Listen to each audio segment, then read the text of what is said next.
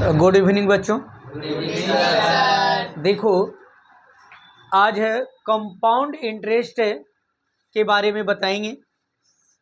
एक ऐसा तरीका जो आपके किताब में जितना कंपाउंड इंटरेस्ट होगा आसानी से सोल्व कर पाओगे, ये आज विस्तार से आज बताऊंगा। सबसे पहले इसके बारे में पहचान मालूम करो। पहचान क्या है? जैसे सबसे पहले है कंपाउंड और इंटरेस्ट। कंपाउंड इंटरेस्ट को हम लोग चक्रवृद्धि ब्याज बोलते हैं। ब्याजों का जो ब्याज होता है वह कहलाता है कंपाउंड इंटरेस्ट, चक्रवृद्धि ब्याज। आ रही बात समझ में? इसको शॉर्ट फॉर्म में CI लिखते हैं। जहां CI रहे समझ जाओ कि कंपाउंड इंटरेस्ट हो गया। इसमें आपको क्या जानना है? एक प्रिंसिपल। प्रिंसिपल का मतलब क्या होता है? इसका हिंदी होता है मूलधन। मूल मने मुख्य रूप से, धन मने संपत्ति। मुख्य रूप से मेरे पास जो संपत्ति होता है वह कहलाता है प्रिंसिपल। समझ में आया? जैसे मेरे पास मार्कर है, ये भी तो संपत्ति है, तो ये मेरे पास प्रिंसिपल हो गया। आई बात समझ में? या तो पैसा मैं बैंक में जमा करता हूँ, वो भी प्रिंसिपल। या बाजार से कोई सामान खरीदता हूँ, वह भी प्रिंसिपल। आई बात समझ में? या बैंक से पैसा लेता हूँ या किसी अन्य व्यक्तियों से पैसा लेता हूँ, वह कहलाता है आपका प्रिंसिपल। प्रिंसिपल समझ में आ रहा है? आप जब किताब पढ़ोगे तो उसमें वर्ड प्रॉब्लम में ये सब मिलेगा। आ रही बात समझ में? कि उसके पास इतना रुपया है, या सोहन 5,000 रुपया बैंक में जमा किया, या महेश 5,000 रुपया बैंक से पैसा लिया, तो ये जो काम है लेना देना, ये सब आपका प्रिंसिपल कहलाता है। राइट? और एक होता है रेट, जिसका शॉर्ट फॉर्म में R कहते हैं। प्रिंसिपल को शॉर्ट फॉर्म में हम P कहते हैं, रेट को R कहते हैं। ठीक है? अब देखिए, आप लोग देखा होगा कि जो लोग बैंक में पैसा जमा करता है तो बैंक भी इंटरेस्ट देती है कि नहीं देती है? तो क्या कहता है बैंक वाला? कोई कहता है 5% देंगे, है कि नहीं? कभी 5% होता है, कभी 6% हो गया। अरे बस में इसका मतलब ये हुआ कि जहां परसेंटेज लिखा हुआ रहे, चाहे कितनों परसेंटेज रहे, 10% हो, 12% हो, जितनों भी परसेंटेज में रहता हो, वह रेट कहलाता है। क्या कहलाता है? रेट। यानी जब आप बुक पढ़ोगे उसमें परसेंटेज जहां लिखा हुआ रहे तो समझ जाना है कि R बराबर उतना लिख दें। राइट है? समझ में आ रही है? उसके बाद क्या होगा? ये टाइम है। एक मेरा यहाँ टाइम है जिसको हम लोग T से इंडिकेट करते हैं। ठीक है? कंपाउंड इंटरेस्ट में कहीं कहीं T के जगह पर N भी लिखा हुआ रहेगा, स्मॉल n, आप पढ़िएगा। दोनों का मतलब एक ही होता है। टाइम में क्या हो गया कि 2 ईयर लिखा हुआ रहे, ईयर्स लिखा रहे, है ना? 2 ईयर्स रहे, 3 ईयर्स रहे, 4 ईयर रहे, 5 ईयर, कितनों भी ईयर्स लगा हुआ रहे, या फिर मंथ लिखा हुआ रहे। समझ रहे मेरी बात को? 2 मंथ, 3 मंथ, 4 मंथ, 5 मंथ, जितना भी मंथ लगा हुआ रहे, समझ जाना कि वो टाइम है। राइट है? पहचानना बहुत जरूरी है। मैथ आसान है, मैथ में कोई जान नहीं है। पहचानना सबसे बड़ा बड़ प्रॉब्लम बच्चों को दिक्कत होता है, तो ये पहचान जाओगे तो आराम से सुलभ से सीख जाओगे। राइट है? और एक होता है अमाउंट। अमाउंट समझते हो किसको कहते हैं? क्या किसको कहते हैं? अमाउंट को हम लोग बोलते हैं मिश्र धन। क्या बोलते हैं? मिश्र धन। मिश्र धन का मतलब क्या होता है? मिला हुआ धन। तो मिला हुआ धन का मतलब क्या हुआ? हमने जो बैंक में पैसा जमा किया है ना, हमने जो बैंक में पैसा जमा किया, मान लो 2,000 जमा किया, और बैंक वाला क्या किया हमको कि 2,000 से ज्यादा रिटर्न करता है। 2,500 बाई द वे मान लो कि 2,500 किया, है ना? हमने जमा कितना किया था? 2,000। बैंक रिटर्न कितना कर रहा है? 2,500। यानी 500 रुपया ज्यादा दे रहा है। हमने दिया था कितना? और 500 रुपया वो क्या किया? ज्यादा दे रहा है। तो दोनों पैसा जो मिला दिया वह कहलाता है अमाउंट। समझ में बात आया? अक्सर किताब में प्रिंसिपल से अगर ज्यादा कोई अमाउंट लिखा हुआ रहे तो ज्यादातर मोस्टली समझ जाना है कि वो अमाउंट है। आई बात समझ में? अगर ऐसा पहचान जाते हो तो ये मैथ जो है बहुत चंद मिनटों में खत्म हो जाएगी। आपको बहुत अच्छा से ये चैप्टर समझ में आएगा। ये कैसे आएगा? आइए ध्यान से देखो। अब क्या हम जानेंगे से देखिए, इसके लिए क्या होगा, देखिए सबसे पहला इसका एक फॉर्मूला है कंपाउंड, ये अमाउंट का, आ रही बात समझ में, इसका एक फॉर्मूला अमाउंट का होता है P into 1 plus rate by 100 का होल T। आई बस समझ में, कहीं कहीं यहाँ N भी लिखते हैं, बस समझ रहे हैं, यही एक फार्मूला ये, और एक कंपाउंड इंटरेस्ट का हो गया A माइनस T। बस ये दो फार्मूला से आपका पूरा तरह से कंपाउंड इंटरेस्ट का चैप्टर बढ़िया से समझ में आ जाएगा। आ रही बात समझ में, कैसे आएगा आइए देखिए। सबसे पहला मान लीजिए कि P बराबर आपका 1000 रुपीज हो गया, मान लीजिए P बराबर कितना हो गया, और रेट इक्वल टू हो गया 10%, टाइम आपका हो गया 3 ईयर्स, मान लीजिए कितनों लिख सकते हैं, आ रही बात समझ में। तो क्या ये क्वेश्चन आपके पास आ गया, अमाउंट निकाल सकते हैं, क्या दिया हुआ क्वेश्चन, TRTA और एक बच जाता है CI, तो CI कहेगा निकाले ना, तो CI निकालेंगे कंपाउंड इंटरेस्ट। अब देखो सबसे पहले ध्यान से देखो, तरीका देखो, तरीका ही सबसे सुलभ मैथ को बनाता है, आसान बनाता है, इसलिए बेहतर तरीका देखिए। इसी टाइप का मैंने जितने भी वीडियो बनाया या आप लोगों को पढ़ाता हूँ, मात्र एक तरीका बताता हूँ, इसी के तहत पूरे किताब मैथ का, चाहे कंपाउंड इंटरेस्ट हो, चाहे अलजबरा हो, या सेट थ्योरी हो, या कोई चीज़ भी हो, सब इसी का रूप ले लेता है। आ रही बात समझ में, खास करके मेंसुरेशन तो और ज़्यादा पकड़ आएगी। कैसे आएगा से देखो, सबसे पहले आप अमाउंट निकालो, अमाउंट बराबर आपका फार्मूला क्या था, यही पढ़ा था ना, अभी मैंने यही फार्मूला लिखाया था, A बराबर P into 1 plus rate by 100 का होल T लिखाया था।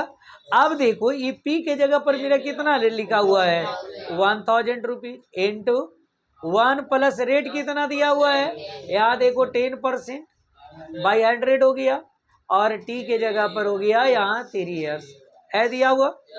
बस इसको सोल्व कर दीजिए, 1000 हो गया, देखो एक जीरो से एक जीरो नहीं कट गया, अब ये बचा कितना, 1/10 का पावर 3 नहीं हो गया। अब देखो ये कितना हो गया, 1000 हो गया। ये ऐसा नहीं लग रहा है कि इसको हम भिन्न के जोड़ घटाव बना दें, है ना, तो क्या हो गया, ये मेरा 10 हो गया, 10 + 1 ये तो आता ही होगा, कितने हो गया हमारा, ये 11 कितना हो गया का पावर 3। यहाँ तक समझ में आ रहा है। अब क्या होगा, इस 1000 हो गया, ये पावर 3 है, इसको 3 टाइम्स लिख सकते हैं, कैसे लिखेंगे, 10 इंटू 11 ऐसा हम कर सकते हैं, कोई दिक्कत है। इसके बाद क्या होगा, देखिए 10 से 10 काट दें, 10 से ये कट जाएगा, ये 0 से 1 कट गया, बचा कितना अब 11 में 11 से मल्टीप्लाई करोगे तो 121, और इसमें 11 से मल्टीप्लाई करोगे इतना आएगा तो आपका कितना हो गया, यहाँ समझ में आ गया, क्लियर हो गया। और अब देखो ये तो अमाउंट किसी प्रकार का निकालना रहेगा, बन जाएगा। अपने से अगर बेहतर सीखना है तो जो हमने 1000 रखा है, आप 2000 रख लो, 3000 रख लो, 4000 रख लो, 2 लाख कर दो, 3 लाख कर लो, 4 लाख कर लो, जो इच्छा करे। परसेंटेज में भी यहाँ 10% के जगह पर 12 हो, तो 13 हो, 15 हो, 16 हो, वगैरह वगैरह, जो आपकी इच्छा है सो कर लीजिए, ऐसे ही बना लोगे लेकिन अगर रेट निकालना है, टाइम निकालना है, तो कैसे निकलेगा, तो आइए इसका एक तरीका बताता हूं। देखिए अमाउंट मेरा निकल के कितना आ गया, 1331 इतना निकल के आ गया। अब इसको समाप्त कर दीजिए, देखिए इसे क्वेश्चन बन गया, इतना हो गया, ये रुपीज लिखा हुआ है। अब इसमें P को हटा दो, देखिए एक क्वेश्चन बन गया। अब P निकालो, ठीक है, कितनी फार्मूला याद करोगे? मात्र एक फार्मूला से ये टोटल निकल जाता है। आ रही बात समझ में?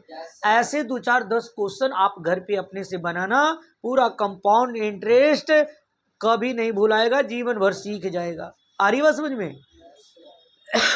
देखिए अब अमाउंट बराबर तो दे ले, इसी की फार्मूला लागू कर दो। यही मैं बार बार बोलता हूँ, मेंसुरेशन भी पढ़ाया था तो आप लोगों को यही बताता था कि जिसका एरिया दे ले एरिया का फार्मूला लागू करो।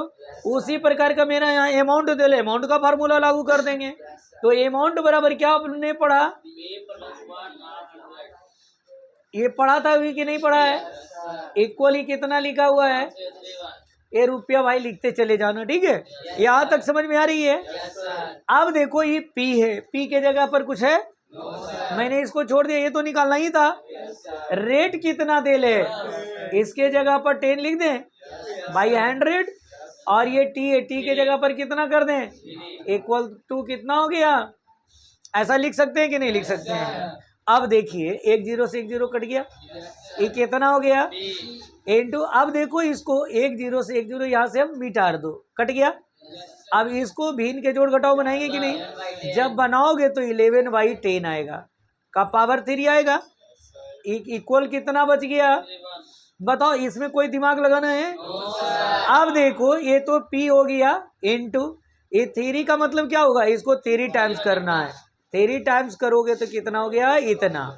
और इसको 3 टाइम्स करोगे तो इतना होगा, इतना नहीं होगा। अब देखो बाई 1 हो गया, इसे ही कट जाएगा। P बराबर कितना निकल जाएगा? इतना तो सोल्व करने आता ही होगा। P इक्वल टू निकल गया, आप समझ रहे हैं? तो चलिए ठीक है, ये P मेरा निकल गया। यहाँ क्या निकल गया? 1000 था, 1000 रख दिया। इसी क्वेश्चन से देखिए, अब इसे एक क्वेश्चन बन जाएगा। अब रेट निकाल दीजिए, रेट गायब हो गया। वही क्वेश्चन से देखिए बना रहा हूं कि नहीं बना रहा हूं? अब देखिए, अब रेट निकालना है तो आप रेट कैसे निकालोगे? तो देखिए अमाउंट का ही फार्मूला लागू करो। तो अमाउंट बराबर क्या हो गया? इनटू 1 प्लस का T हो गया, इक्वल टू कितना हो गया? रुपीज लिख लेना भाई। यहां तक समझ में आ रही है? अब ये P है, अब इसके जगह पर कितना दे दूं? दे दिया। रेट के जगह पर कितना है? कुछ नहीं है, मैंने छोड़ दिया।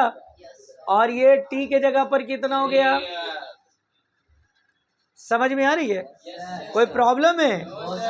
अब देखो ये 1 प्लस रेट बाई 100 का पावर 3 1, ये आप पढ़े हैं कि ये मल्टीप्लाई में यहाँ कोई साइन नहीं मल्टीप्लाई है, इधर डिवाइड आएगा कि नहीं आएगा?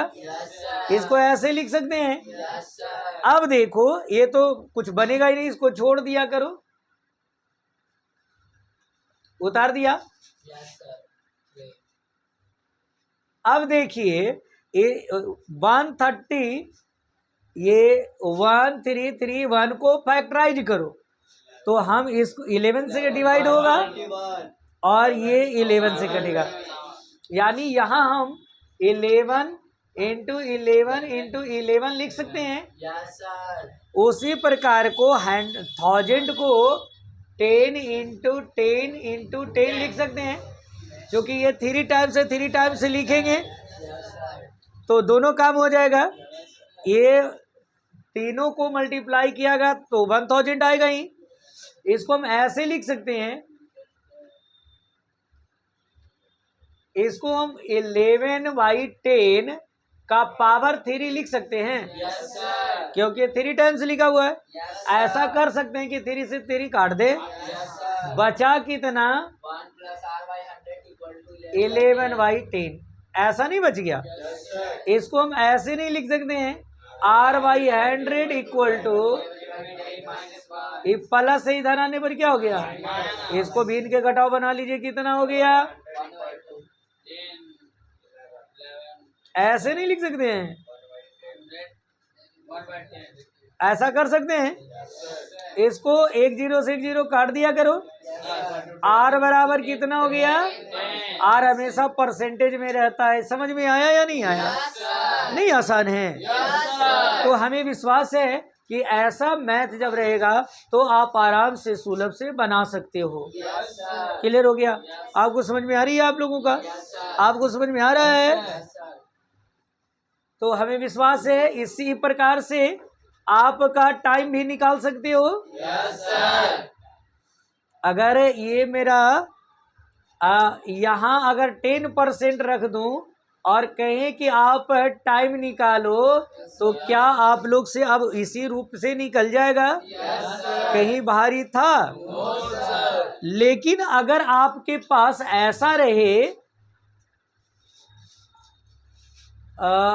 1 इंटीजर 1/2 एयर लिखा हुआ रहे, अगर भाई दी में ऐसे दिया हुआ रहे, आई बात समझ में, और कहीं लिखा हुआ रहेगा हाफ ईयरली, समझ रहे मेरी बात को? हाफ ईयरली समझते हैं? अगर हाफ ईयरली कहीं वर्ड लिखा हुआ रहे तब क्या करोगे? कहेगा अमाउंट निकालो, तो हाफ ईयरली रहेगा तो रेट में 2 से डिवाइड कर देना और टाइम में 2 से मल्टीप्लाई करना, ये ध्यान रखना। समझ में आया?